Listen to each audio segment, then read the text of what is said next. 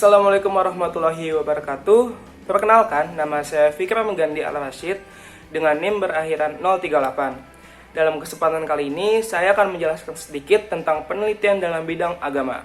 Nah, materinya itu ada Al-Quran dengan ilmu-ilmunya, hadis dan ilmu-ilmunya, ada juga ilmu fikih, tasawuf, ilmu kalam, dan filsafat Islam. Video ini sekaligus menjadi tugas akhir untuk mata kuliah Islam dan ilmu pengetahuan dengan dosen pengampu Bapak Dr. Zamzam Nurhuda. Kita langsung ke materi yang pertama. Kita masuk ke materi yang pertama, yaitu Al-Quran dan ilmu-ilmunya.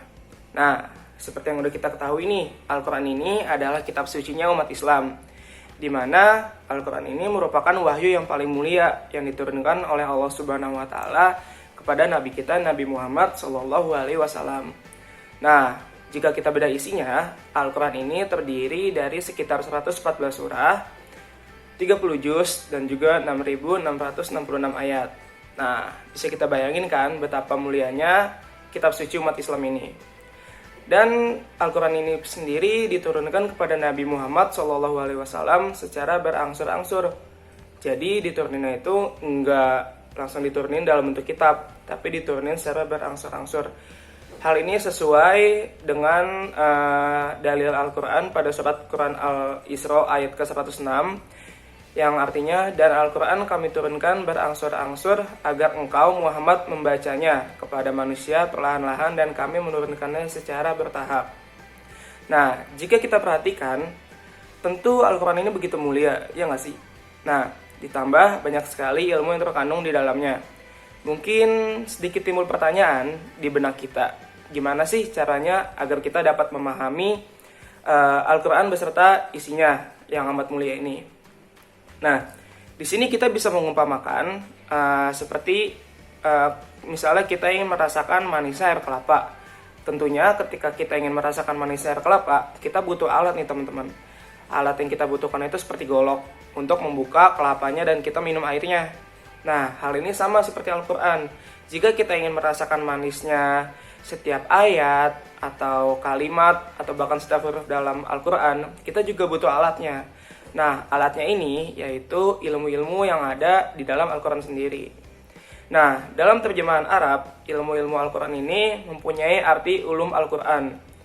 Al-Zarqashi menyebutkan bahwa ulumul Al-Quran ini sebanyak 7.000 ilmu. Nah, jadi bisa dibayangin kan, dalam satu kitab ini terdapat sekitar 7.000 ilmu nih teman-teman. Nah, hal ini menunjukkan bahwa Al-Quran ini perlu dijelaskan supaya dapat merasakan manisnya setiap kata dan kalimatnya. Banyak dari para sahabat Nabi yang menjadi penafsir Al-Quran, karena ilmu tafsir adalah bagian dari ulumul Quran dan kebutuhan masyarakat. Jadi tafsir Al-Quran ini sangat penting gitu untuk masyarakat Islam. Nah, tujuan adanya penafsiran dari ayat-ayat Al-Quran ini adalah upaya untuk membuka setiap rahasia yang terkandung dalam setiap lafaz ayat Al-Quran, supaya dapat dipahami secara maknanya dengan kadar kemampuan intelektualnya masing-masing. Nah, jadi itu teman-teman tujuan dibedahnya atau ditafsirkan setiap ayat yang ada dalam Al-Quran. Nah, sekarang kita masuk ke materi yang kedua, yaitu hadis dan ilmu-ilmunya. Nah, istilah hadis ini pada dasarnya berawal dari bahasa Arab, yaitu dari kata al-hadis, yang artinya adalah perkataan, percakapan, ataupun berbicara. Nah, jika diartikan dari kata dasarnya, maka pengertian hadis adalah setiap tulisan yang berasal dari perkataan ataupun percakapan Rasulullah SAW. Nah, dalam terminologi agama Islam sendiri dijelaskan bahwa hadis merupakan setiap tulisan yang melafalkan ataupun mencatat seluruh perkataan, perbuatan, dan tingkah laku Nabi Muhammad SAW. Nah, hadis ini juga dapat dibedakan teman-teman berdasarkan tingkat keasliannya. Dia terdiri dari 4 jenis, yaitu yang pertama ada hadis hasan. Nah, hadis hasan ini adalah hadis yang sanadnya bersambung ataupun diriwayatkan rawi yang tidak kuat ingatannya. Nah, lalu ada lagi hadis sahih. Nah, hadis sahih ini adalah yang sanadnya itu bersambung, paling diakui tingkat keasliannya dan paling banyak diterima oleh kelompok ulama. Lalu ada lagi hadis dhaif. Nah, hadis dhaif ini adalah hadis yang sanadnya tidak bersambung ataupun diriwayatkan oleh rawi yang tidak kuat ingatannya. Lalu yang terakhir ini ada hadis maudlu. Hadis maudlu ini merupakan hadis yang dicurigai palsu ataupun karangan manusia. Jadi hadis maudlu ini kemungkinan bukan merupakan perkataan Nabi Muhammad SAW. Nah, hadis ini juga dianggap sebagai salah satu sumber ajaran agama.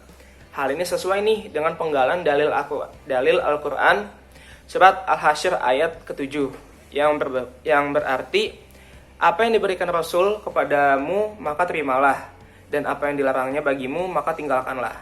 Nah, dari dalil di atas sudah jelas bahwa hadis dapat dikatakan sebagai salah satu sumber ajaran agama selain Al-Quran. Nah, hadis ini diriwayatkan oleh beberapa ahli riwayat hadis Nabi yang cukup terkenal dengan kitab-kitabnya. Yang pertama ada hadis riwayat Al-Bukhari. Lalu yang kedua ada hadis riwayat Muslim. Lalu ada hadis riwayat Abu Daud. Lalu ada hadis riwayat At-Tirmizi, An-Nasai, dan juga hadis riwayat Ibnu Majah. Kita masuk ke materi yang ketiga, yaitu fikih. Nah, fikih ini adalah ilmu yang menjelaskan tentang hukum syariah yang berhubungan dengan segala tindakan manusia, baik berupa ucapan ataupun perbuatan yang diambil dari nas-nas yang ada atau dari menginsibat dalil-dalil syariat Islam. Nah, jika dilihat dari ilmu pengetahuan yang berkembang dalam kalangan ulama Islam, fikih itu ialah ilmu pengetahuan yang membicarakan atau membahas atau memuat hukum-hukum Islam yang bersumber pada Al-Quran, Al-Sunnah, dan juga dalil-dalil syariah yang lain. Nah, setelah diformulasikan oleh para ulama dengan mempergunakan kaidah-kaidah usul fikih, dengan demikian berarti bahwa fikih itu merupakan formulasi dari Al-Quran dan Al-Sunnah yang berbentuk hukum amaliyah yang akan diamalkan oleh umatnya. Nah, hukum ini itu berbentuk amaliyah yang akan diamalkan oleh setiap mukallafah. Mukallafah ini artinya orang yang sudah dibebani atau diberi tanggung jawab melaksanakan ajaran syariat Islam dengan tanda-tanda seperti balik, berakal, sadar, dan sudah masuk Islam. Selanjutnya kita masuk ke materi yang keempat, yaitu tasawuf. Nah, tasawuf ini dibagi secara dua artinya. Yang pertama ada tasawuf secara etimologi. Tasawuf ini berasal dari kata sufah. Sufah itu artinya serambi tempat duduk. Sufah berasal di serambi Masjid Madinah yang disediakan untuk mereka yang belum memiliki tempat tinggal atau rumah, dan dari orang-orang muhajirin yang pada masa Rasulullah mereka dipanggil sebagai ahli sufah atau pemilik sufah karena di serambi Masjid Madinah itulah tempat mereka. Lalu tasawuf secara terminologi memiliki arti yaitu sebagai mengambil sifat mulia dan meninggalkan setiap sifat rendah. Nah, dari pengertian tasawuf ini secara etimologi dan terminologi dapat diambil kesimpulan bahwa tasawuf sendiri adalah pelatihan dengan keunggulan, kesungguhan untuk dapat membersihkan, memperdalam, mensucikan jiwa atau rohani manusia. Nah, hal ini dilakukan untuk melakukan pendekatan atau takarub kepada Allah dengannya segala hidup dan fokus yang dilakukan hanya untuk Allah semata. Nah, salah satu dalil mengenai tasawuf ini adalah Quran Surat Al-Baqarah ayat 115 yang memiliki arti, dan kepunyaan Allah lah timur dan barat, maka kemanapun kamu menghadap disitulah wajah Allah. Sesungguhnya Allah itu maha luas dengan rahmatnya, lagi maha mengetahui. Sekarang kita masuk ke materi yang kelima. Nah, materi yang kelima itu adalah ilmu kalam. Ilmu kalam dalam Islam pada dasarnya adalah pembahasan mengenai Allah dan Rasul. Nah, secara bahasa ilmu kalam ini berarti perkataan atau pembicaraan atau kata-kata. Tetapi secara umum dapat dikatakan membicarakan atau mendialogkan suatu masalah atau topik tertentu. Nah, selain itu, ilmu kalam pun juga seringkali diidentikan dengan teologi atau ilmu tauhid. Nah, ilmu kalam yang pada dasarnya membahas tentang dasar-dasar tentang Tuhan tentu akan sangat berkaitan dengan keimanan. Keimanan itu tentu teman-teman tahulah artinya adalah percaya atau meyakini. Seseorang tidak akan dapat mempercayai sesuatu atau meyakini sesuatu jika tanpa ada landasan ilmu pengetahuan dan dasar realitas yang sangat kuat. Nah, Orang yang telah mempelajari dan membahas tentang ilmu kalam bukan berarti ia sudah pasti kuat keimanannya. Karena keimanan seseorang tentu akan turun dan naik, bergantung kepada dinamika dan kondisi diri. Hal ini sebagaimana ayat Allah dalam Quran surat Al-Isra ayat 36 yang berarti, dan janganlah kamu mengikuti apa yang kamu tidak mempunyai pengetahuan tentangnya. Sesungguhnya pendengaran, penglihatan, dan hati semuanya itu akan diminta pertanggungjawabannya. Nah, hal ini tentu menjadi alasan bahwa manusia harus mengetahui pengetahuan atau alasan mengenai keimanannya. Segala hal tentang apa yang diyakini, diamalkan, dan juga dijalankan dalam hidup manusia akan dimintai pertanggungjawabannya kelak di akhirat nanti. Mempelajari ilmu kalam itu sendiri juga berkaitan dengan dasar-dasar Islam. Tentu saja akan berhubungan pula dengan masalah-masalah rukun Islam, rukun iman, fungsi iman kepada kitab Allah, fungsi iman kepada Allah Subhanahu wa taala, dan fungsi Al-Qur'an bagi umat manusia, juga masalah lainnya dalam ajaran Islam. Selanjutnya kita masuk ke materi yang terakhir atau yang keenam, yaitu filsafat Islam. Filsafat Islam juga sering disebut sebagai filsafat Arab atau filsafat Muslim, yang artinya suatu kajian sistematis terhadap kehidupan, alam semesta, etika, moralitas, pengetahuan, pemikiran, dan gagasan politik yang dilakukan di dalam dunia Islam atau peradaban umat Muslim, dan berhubungan dengan ajaran-ajaran agama Islam. Nah, dalam Islam sendiri terdapat dua istilah yang erat kaitannya dengan pengertian filsafat, yaitu yang pertama itu falsafah atau secara harfiah yaitu filsafat, yang merujuk pada kajian filosofi, ilmu pengetahuan alam dan logika, dan kalam yang secara harfiah berarti berbicara, yang merujuk kepada kajian teologi keagamaan.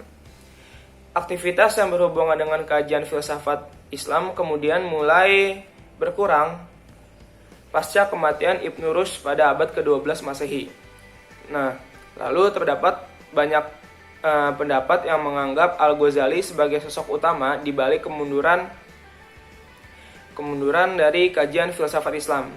Gagasan-gagasan Al-Ghazali ini yang diterbitkan dalam bukunya Tahafut Al-Falasifah dipandang sebagai pelopor lahirnya kalangan Islam konservatif yang menolak kajian filsafat dalam Islam.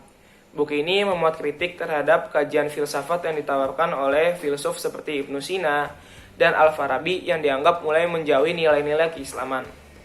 Namun pandangan ini kemudian menjadi perdebatan dikarenakan Al-Ghazali juga dikenal secara luas oleh pemikir-pemikir Islam sebagai seorang filsuf. Bahkan dalam pendahuluan di buku tersebut, Al-Ghazali menuliskan bahwasanya kaum fundamentalis adalah kaum yang beriman lewat contekan, yang menerima kebohongan tanpa verifikasi. Ketertarikan dalam kajian filsafat Islam dapat dikatakan mulai hidup kembali saat berlangsungnya pergerakan Al-Nahda pada akhir abad ke-19 di Timur Tengah, yang kemudian berlanjut hingga kini.